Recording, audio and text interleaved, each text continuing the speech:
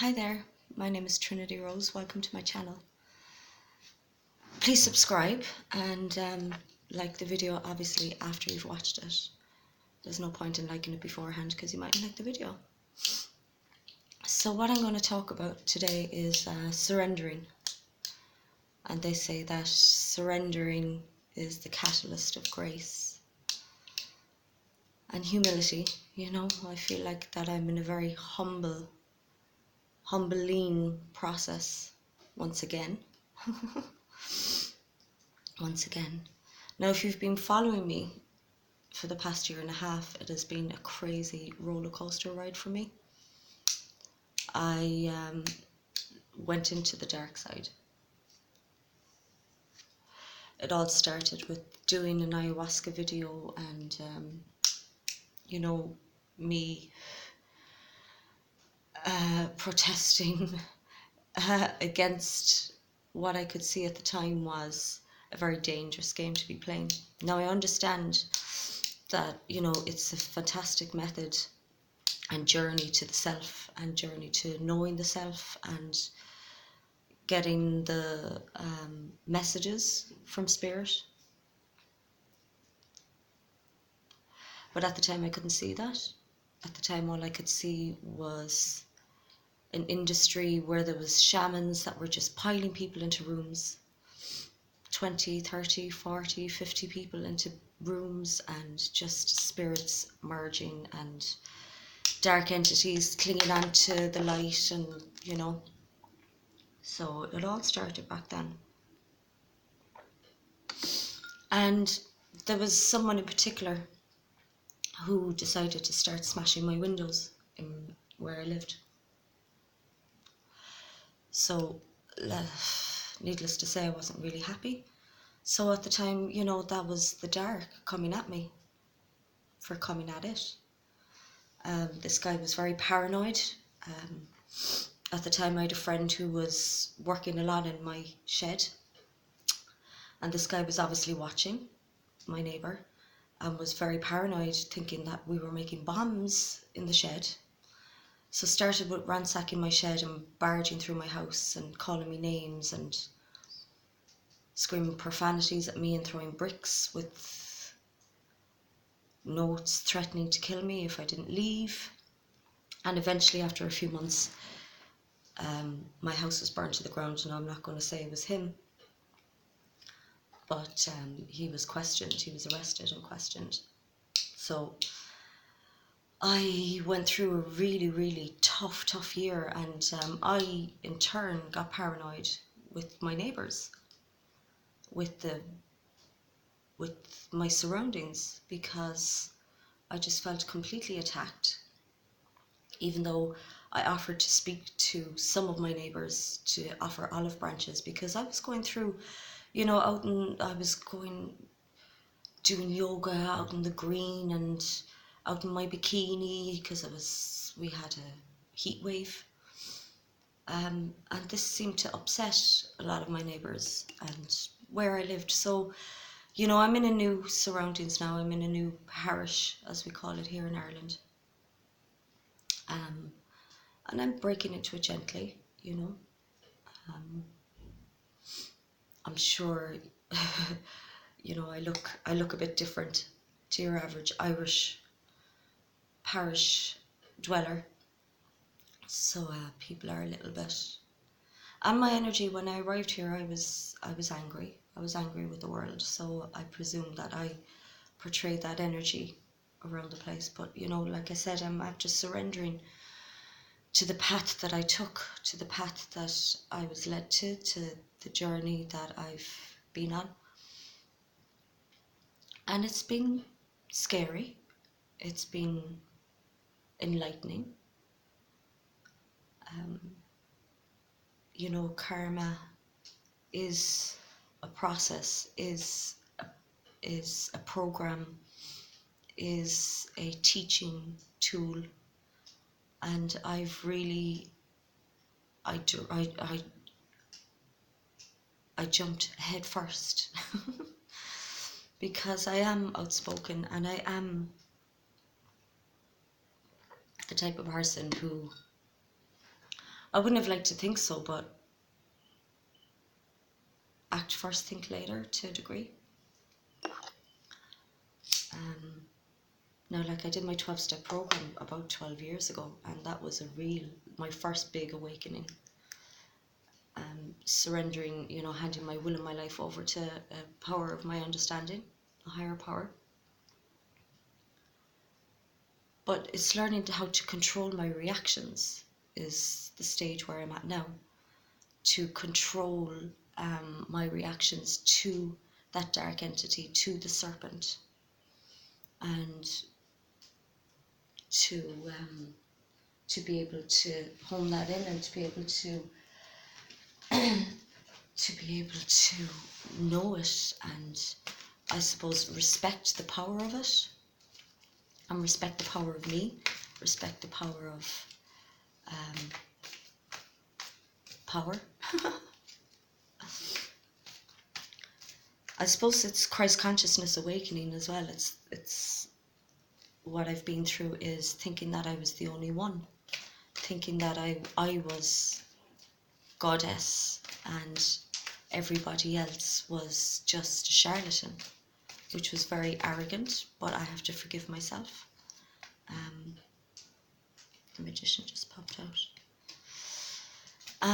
And today, after, weeks of reflection and coming into this place, I don't want to be like that. I don't want to think that I'm the only one that fights the demons or is a warrior for the light. Because in hindsight, looking back, I wasn't in my light. You see, for about the first year, I was looking at so many videos on satanic rituals, and I suppose it depends on what you watch, and then the algorithms brought that information to me. So I was watching a lot. I wouldn't call it conspiracy theories at all, but I was watching a lot of and researching a lot of information about the darkness. So obviously it consumed me. And I think why I was so brokenhearted and angry was because I really delved into the psyche of the paedophile, of the child trafficking rings, of satanic ritual abuse, of the targeted individual program, of the monarch program, of all these mind control programs. And I understood it, and I gave it love.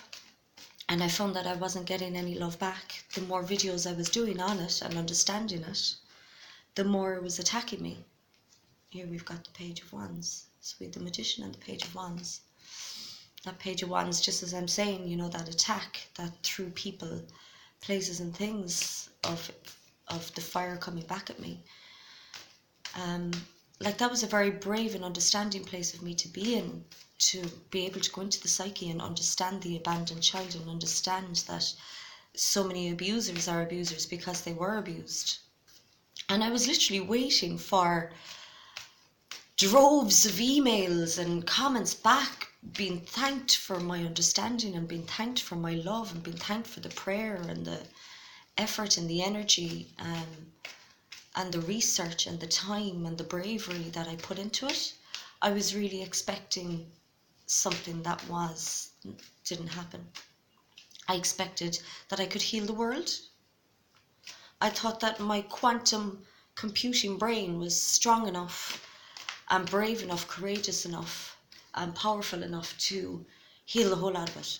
I really expected to wake up every morning in a new euphoric reality,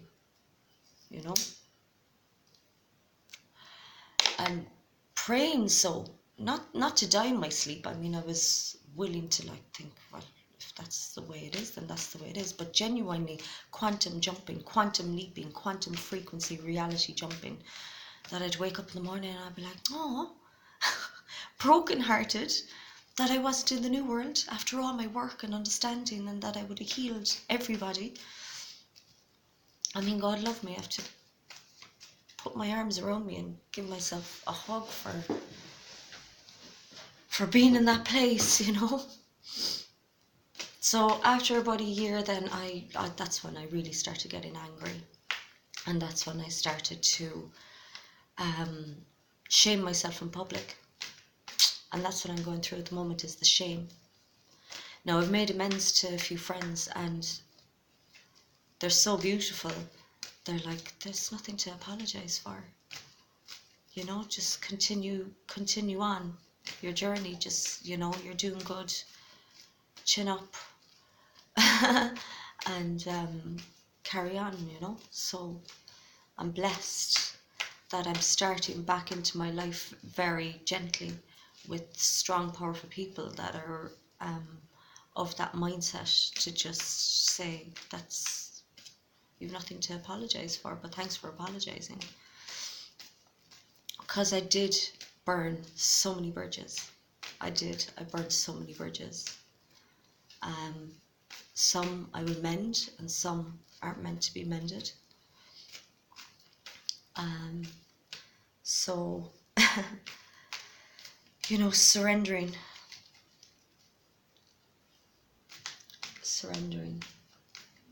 And in that year and a half, the last year and a half, you know, I have a beloved husband, the beloved, the he, she, God. You know, I consider myself a bride of God, a wild child of God, a courageous lioness wife of a pride of a tribe that, you know, that I know that I'm yet to fall into and be led to. So I do, you know, I wear this ring. Just appeared one day. It was brand new. Just appeared on the road one day when I was with a friend, and you know, I consider this my wedding ring to God. I consider myself part of the Holy Trinity family. I mean, my name, I converted over to this name many years ago. It was given to me. I wasn't thinking, you know, I went on a dating site, and I had to pick a name, and this name just came to me. And then a few years later, I knew that, you know, I was transitioning again, and the same name came back to me, and someone actually recommended double barreling my own name, Rose, with Trinity Rose. So I do respect the threefold goddess that I am. You know, the merging of body, mind, and spirit, that third energy, which my 12-step program led me to. You know, having that third energy, my masculine, feminine, and spirit working through me. Here, another card. Nine of Swords, interesting. Nine of Swords is that, you know, up at night, thinking sharp thoughts. And I can see that that's the place where I'm free of. And in the whole time, you know, my 12-step program, like, serving me well, I never really stuck to negative thoughts. That they never really took over me as such. In hindsight, obviously, I just said that, you know, that, you know, this journey consumed me for the last year and a half. But it was more researching and learning and trial and error. I suppose I had a main theme in my head, you know, the serpent. And seeing it and hating it so much, but having to accept it. But I don't stick with one thought. I mean, my brain is like a quantum computer. It just comes in and out, and I watch it. And, you know, one thought might lead to another place, and then we've the synchronicities in on top of it. I mean, the synchronicities are mind-blowing.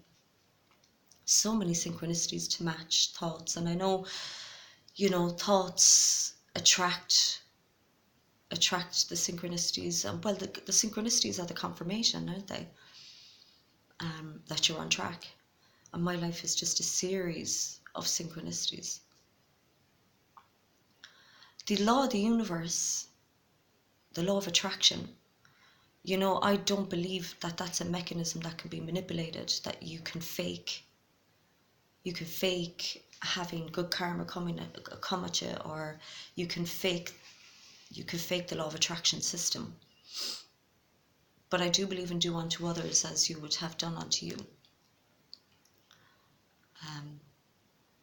So I believe it as a loving God, S, masculine, feminine, that makes that decision to give you gifts, to give blessings and the go-ahead and the synchronicities. This multi-dimensionally faceted, amazing, intelligent, technological system, fierce, loving system, God. So, like, do good and good comes back to you. I don't know, it's a process where God says yay or nay, not just a system that will just, give you money just because, it's interesting. I'm going to the money thing. I have zero interest in making a lot of money. But that's the secret, the law of attraction. Just being able to manipulate the system really frustrates me. I do know that it's God that gives the yay or nay. The go ahead, So I'm going to pull one more card. Yeah, the money thing. I've gotten rid of all my luxuries, as I've told you. But now it's time for me to, here's the page of wands again, that creative force, creative energy, fire, action, passion.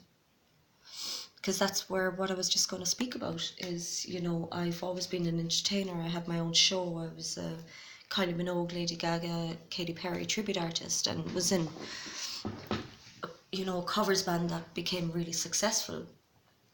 And directed and produced and edited my own music videos. So I was always creative, and I feel that creative spark igniting again, not for money, but for me, for creativity, for my spirit, for my evolution. So, I'm getting a set list together, just writing out songs that I want to be able to perform, dance tracks, and I want to be on stage again. I want to be on stage for me, and I want to be able to fulfill my needs with a God of my understanding. Being the bride, child, I know that I'll always be looked after, and I know that this is what my divine family want me to do. They want me to be happy. They want me to be fulfilled. They want me to shine the light. They want me to rise and rise and rise and pick up where I left off with all my humbling lessons. And I've also put myself in for volunteering below West Cork for a Tibetan spiritual retreat. Well, it's a business, but it's a very very special place. So I've volunteered for there, and hopefully that will come back. If it's meant to be, it's meant to be. But that's interesting. Perhaps you can relate this creative spark, especially towards the end of this year. We're finishing off this decade. We're coming into 2020 vision, clear vision. And there's so many light codes coming in, the fire from the sun, the mini nova, this burst that has been predicted and prophesized. You've got, the Hindu prophecies, you've got, the Hopi prophecies, the Bible prophecies, the Buddhist prophecies. They're all the same thing about this mini nova, this solar flare, these codes that are coming through, this quantum jump that we're going to be making. So who knows, maybe one day we'll all wake up and we will be in utopia, But I won't hold my breath, because I was so disappointed this last year and a half, so many times where I woke up and went, we're not there, shit, we're not in utopia. So yeah, perhaps you can relate. You're getting this creative spark in you to get up and go and make things manifest in your lives with your divine family. to move forwards, to soldier on, to fly high. So yeah, that's my update. And just to say that I forgive myself. I forgive myself for this place that I've been the last year and a half, which has been a complete and utter chock-a-block roller coaster ride, being in prison cells and being sectioned, and them wanting to medicate me and always staying sane within it, even though from the outsider looking at me, they'd be like, she's completely insane. But I always, my brain never snapped. I always kept completely going into the dot, going through the eye of the needle, going, into being like Persephone, going into the dark side, going into the underworld, that I kept sane within it. That I always was walking with God, with my family. And so many gifts, so many beautiful little gifts, like the ring, and finding this teddy bear called Zeus, just at that right time, and walking through the woods, and just at that right time there'd be a little gift there, or just at that right time someone would walk up towards me with a big bunch of flowers in their hands, just when I'm thinking of the love, like all, so many, yourselves, big texts on the side of trucks with just the right thing at the right time, and everything's sinking in. You could be eating an apple, and then you'll be listening to a song about eating an apple, and then a truck will pass that are selling apples, and all at the same time, all of this language, all this communication, that's just one beautiful, romantic, encouraging conversation. So I was kept grounded within being into the ethers. I remember a friend one day just said to me, came up to me the side of the street and just said, come back down to earth, Trinity. Come back down to earth. So, and at the time, I was kind of like, I don't want to come back down to earth. Are you joking me? I want to stay in this fairyland. This not make-believe, but this etherical, loving, romantic place where I don't want to speak to another human. I just want to be with my husband, with my family, with my parents. So I'm back down to earth, and I can be in both worlds at the same time. But I'm loving being back down to earth, because I always loved humans, and it broke my heart to turn against the human race. And I had my animals, the cows and the birds, and the birds are hilarious. Like, they actually laugh and they speak. I mean, the crow can speak. The crow says, I love you to me. It's like, I love you. It's so apparent. Like, there's just this interwoven connection with nature, and it's very beautiful. So I'll leave it at that. And I am going to say love and light. I said in a video a few videos ago that, like, it just grated on me saying love and light.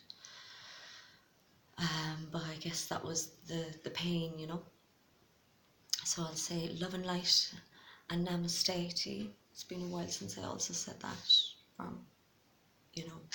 from one spirit, respecting the spirit here that's watching. Take care. Like I said, please like, subscribe and share if you do like, and if you do want to subscribe, and if you do want to share. So from me to you to me. Ciao.